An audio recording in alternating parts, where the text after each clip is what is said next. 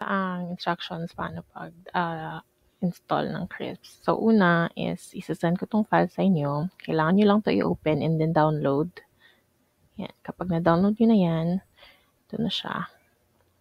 I-install lang po natin itong file, itong Windows Installer Package. Hintayin natin lumabas yung installer niya.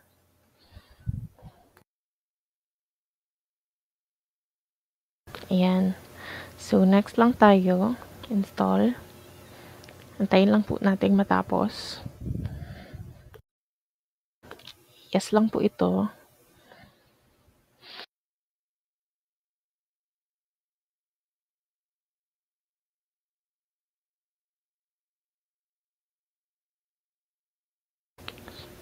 So, kita nyo naman po dito, walang Chris na nakalagay, no?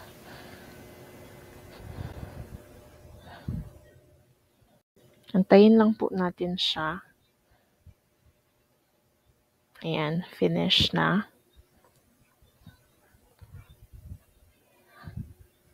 Ayun po, ito na po siya. Naka-download na po tayo ng Chris. Ayan. So, i-close lang po natin. If, copy nyo lang po ito. Ayan. Then, punta po kayo sa drive folder nyo. Punta kayo documents.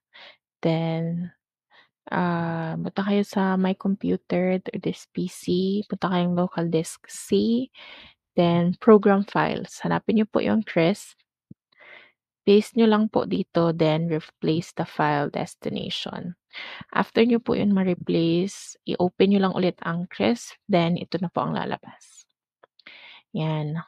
So, okay na po yan. Goods na po yan. You're good to go. Yun lang po. Thank you.